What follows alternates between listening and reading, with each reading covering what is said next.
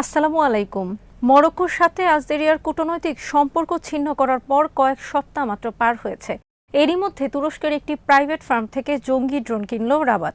এই ড্রোন কেনার মাধ্যমে প্রতিবেশী দুই দেশের মধ্যে শত্রুতা আরও তীব্র হয়ে উঠেছে। সেপ্টেম্বরের মাঝামাঝি মরক্কো 13টি বেইরাক্তার TB2 কমব্যাট ড্রোন হাতে পেয়েছে। মরক্কোর সশস্ত্র বাহিনীর অনানুষ্ঠানিক ফেসবুক পেজ ফারমারোকে এই তথ্য প্রকাশ করা হয়েছে। বিডিভিউজ ইনফোটেনমেন্টে স্বাগত জানাচ্ছি আমি সাবরিনা কাজী। আলজেরিয়া ও মরক্কোর মধ্যে সামরিক উত্তেজনা নিয়ে বিস্তারিত থাকছে হায়দার সাইফের প্রতিবেদনে।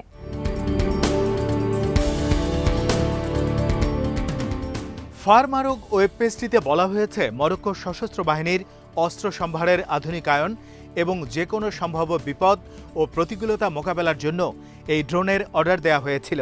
ওয়েব পেজটির তথ্য অনুযায়ী ড্রোন কেনার এই চুক্তিটি ছিল $70 মিলিয়ন। চুক্তি হয় তুরস্কের বাইকার কোম্পানির সাথে। তারা বলছে, চুক্তির পর তুরস্কে প্রশিক্ষণের জন্য সেনাও পাঠিয়েছে মরক্কো।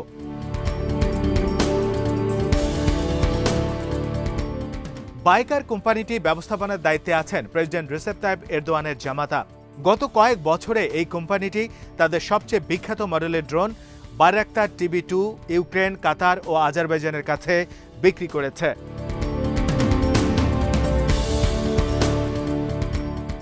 জবাবে পাল্টা ব্যবস্থা নিয়েছে আলজেরিয়া। চীনা কোম্পানি এভিআইসির কাছে 24টি উইংলুং 2 ড্রোনের অর্ডার দিয়েছে তারা। যদিও আলজেরিয়ার বহরে আগে থেকেই 6 ধরনের ড্রোন রয়েছে, এর মধ্যে 4টি হলো অ্যাটাক ড্রোন।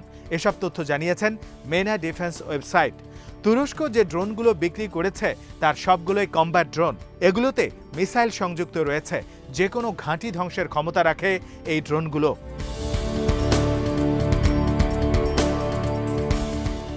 এদিকে আফ্রিকা ইন্টেলিজেন্স 15 সেপ্টেম্বর একটি গোপন চিঠি প্রকাশ করেছে। সেখানে ইঙ্গিত রয়েছে যে রাবাত তার দেশের ভেতরেই কামিকেজ ড্রোন তৈরির পরিকল্পনা করছে। ইসরায়েলি অ্যারোস্পেস ইন্ডাস্ট্রিজ বা IAI এর সহায়ক প্রতিষ্ঠান ব্লুবার্ড অ্যারো সিস্টেমের সহায়তা নিয়ে এটা করতে চায় তারা।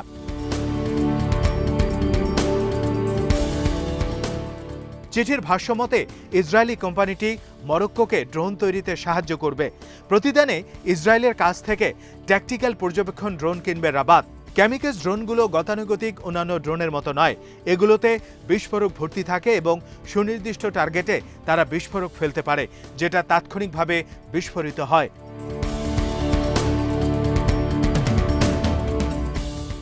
অবশ্য মরক্কো বা ইসরায়েল কোনো পক্ষই এখনও ড্রোন তৈরির বিষয়টি নিশ্চিত করেনি। তবে এই মুহূর্তে এ ধরনের তথ্য প্রকাশ হয় আলজেরিয়ার মরক্কোর মধ্যে কূটনৈতিক উত্তেজনা আরও বেড়ে গেছে।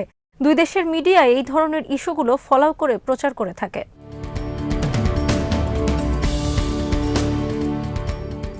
আলজেরিয়ার ফরাসি সংবাদপত্র এল ওয়াতান 27 সেপ্টেম্বর মরক্কোর মনোভাবকে অশুভ হিসেবে বর্ণনা করেছে। পশ্চিম সাহারা অঞ্চলে জাতিসংঘ মিশনকে আটকে দিয়েছে মরক্কো। এই সিদ্ধান্তের সমালোচনা করেছে পত্রিকাটি। ওই অঞ্চলে গণভোটে জাতিসংঘের সহায়তা করার কথা ছিল।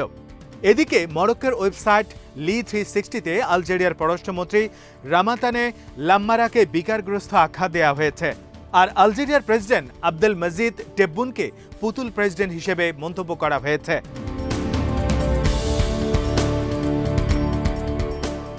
মরক্কো আর ইসরায়েল সম্প্রতি কূটনৈতিক সম্পর্ক স্বাভাবিক করেছে। অন্যদিকে পশ্চিম সাহারা অঞ্চলের উপর মরক্কোর সার্বভৌমত্বের স্বীকৃতি দিয়েছে যুক্তরাষ্ট্র। এই ঘটনায় আলজেরিয়ার সাথে সম্পর্কের আরও অবনতি হয়েছে মরক্কোর। কারণ আলজেরিয়া ফিলিস্তিনের কট্টর সমর্থক, আর পশ্চিম সাহারা অঞ্চলের বিচ্ছিন্নতাবাদীরও সমর্থন করে তারা।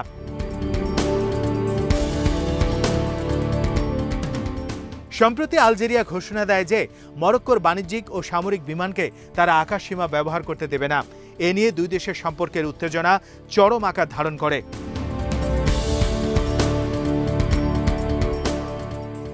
আগস্টের শেষে আলজেরিয়া ঘোষণা দেয় যে মাগরেব ইউরোপ গ্যাস পাইপলাইন পরিচালনার লাইসেন্স আর তারা নবায়ন করতে চায় না। তাদের এই সিদ্ধান্তে গ্যাসের সরবরাহ পাবে না মরক্কো। এর আগে আলজেরিয়া আরেকটি কৌশলগত জাতীয় রুট বন্ধ করে দেয়। এই রুটটি মরক্কোর দক্ষিণাঞ্চলের শহর আগাদিগে 900 কিলোমিটার দূরে আলজেরিয়ার উত্তরাঞ্চলের বাওয়ারাফা শহরকে যুক্ত করেছে।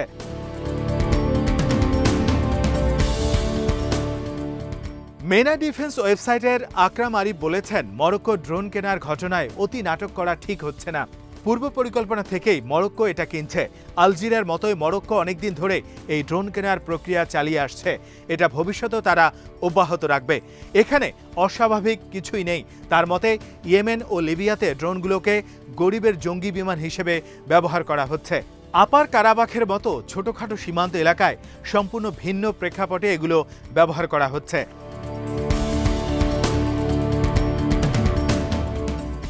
প্রায় ৩০ বছরের দীর্ঘ অস্ত্রবিরতির পর নভেম্বরের মাঝামাঝি পশ্চিম সাহারার স্বাধীনতাকামী আন্দোলন পলিসারিও এবং মরক্কোর মধ্যে আবার নতুন করে শত্রুতা তৈরি হয়েছে। পশ্চিম সাহারার দক্ষিণ প্রান্তে বিচ্ছিন্নতাবাদীদের দমনের জন্য মরক্কোর সেনা মোতায়েন করার পর এই পরিস্থিতির সৃষ্টি হল।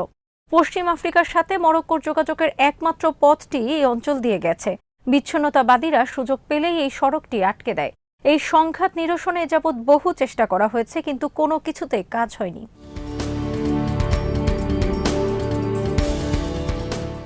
পশ্চিম সাহারার ৮০% নিয়ন্ত্রণ করে রাবাত।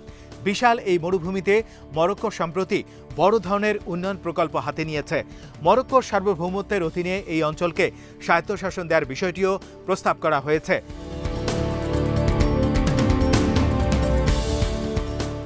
অন্যদিকে পলিসারিও ফ্রন্ট দাবি জানিয়েছে যাতে জাতিসংঘের তত্ত্বাবধানে এই অঞ্চলে স্বাধিকারের প্রশ্নে গণভোটের আয়োজন করা হয়। ১৯৯১ সালের সেপ্টেম্বরে মরক্কো আর পশ্চিম সাহারা মুভমেন্টের মধ্যে যে চুক্তি হয়েছিল সেখানেও এই গণভোটের বিষয়টি উল্লেখ ছিল।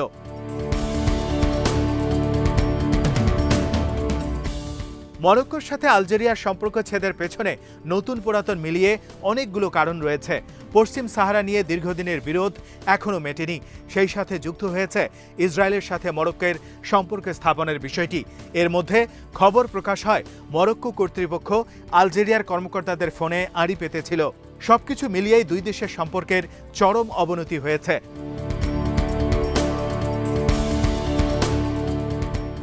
আলজেরিয়ার পররাষ্ট্রমন্ত্রী রামাতানে লাম্মারা বলেছেন, আলজেরিয়ার স্বাধীনতার সময় থেকে মরক্কো তাদের প্রতি অবন্ধুসুলভ, নিচুমানের এবং শত্রুভাবাপন্ন মনোভাব দেখিয়ে আসছে।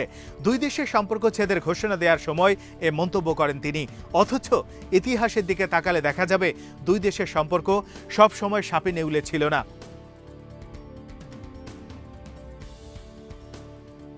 মরক্কো আর আলজেরিয়া দুটি দেশই ছিল ফরাসি উপনিবেশ। বিংশ শতাব্দীর মাঝামাঝিতে স্বাধীন হয় তারা। ফরাসি উপনিবেশ থাকাকালে মরক্কোর খানিকটা অংশ স্পেনের নিয়ন্ত্রণে ছিল। ১৯৫৬ সালে ফ্রান্সের সাথে দর কষাকষি করে স্বাধীন হয় মরক্কো। দেশে প্রতিষ্ঠিত হয় সাংবিধানিক রাজতন্ত্র। যদিও ১৯৭৬ সাল পর্যন্ত পশ্চিম সাহারার নিয়ন্ত্রণ ছিল স্পেনের কাছে।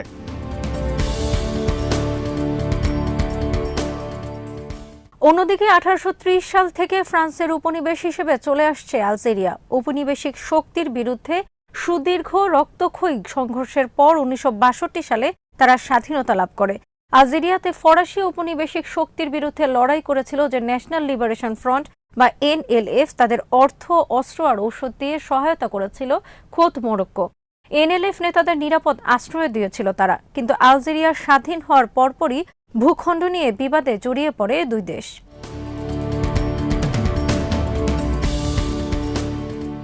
পশ্চিম সাহারা অঞ্চলের বেশ কিছু ভূখণ্ড নিয়ে ১৯৬৩ সালে দুই দেশের মধ্যে স্যান্ড ওয়ার শুরু হয়। তখনও পশ্চিম সাহারার নিয়ন্ত্রণ ছিল স্পেনের হাতে। ওই সংঘাত মাত্র ৩ মাস স্থায়ী হয়েছিল, কিন্তু এর পরিণতি হয়েছে সুদূর পরাহত।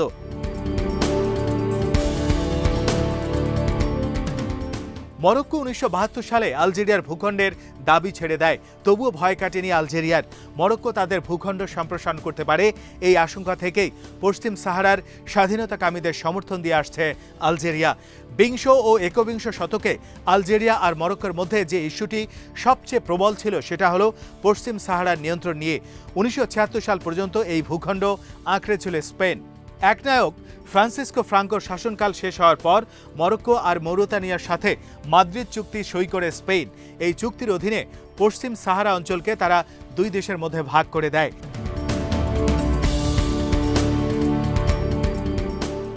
মাদ্রিদ চুক্তির তীব্র বিরোধিতা করে আসছে আলজেরিয়া। এই চুক্তিকে তারা ঔপনিবেশিক শাসন অব্যাহত রাখার একটা প্রক্রিয়া আর উত্তর আফ্রিকায় আলজেরিয়ার প্রভাব ক্ষুণ্ণ করার প্রচেষ্টা হিসেবে বিবেচনা করে। চুক্তির পরপরই আলজেরিয়া মরক্কোর সাথে সম্পর্ক ছিন্ন করে আর স্বাধীনতাকামী পলিসারিও ফ্রন্টকে অস্ত্র রসদ আর আশ্রয় দিয়ে সহায়তা করতে শুরু করে। পশ্চিম সাহারা অঞ্চলকে সাহারাবি আরব ডেমোক্রেটিক রিপাবলিক বা এসডিআর হিসেবে ঘোষণা দেয় পলিসারিও ফ্রন্ট। 1976 সালে তাদেরকে স্বীকৃতি দিয়েছে আলজেরিয়া।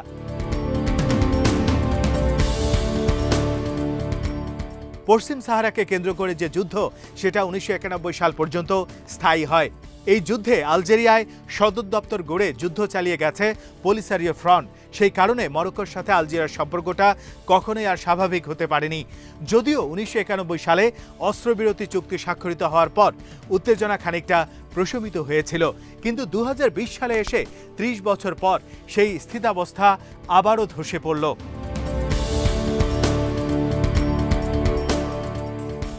আজ এখানেই শেষ করছি। সমরাস্ত্র, প্রতিরক্ষা ও কূটনীতির নানা তথ্য জানতে চোখ রাখুন বিডিভিউজ ইনফোটেইনমেন্টে। চ্যানেলটি ভালো লাগলে সাবস্ক্রাইব করুন। সংযুক্ত থাকুন আমাদের ফেসবুক পেজে। আল্লাহ হাফেজ।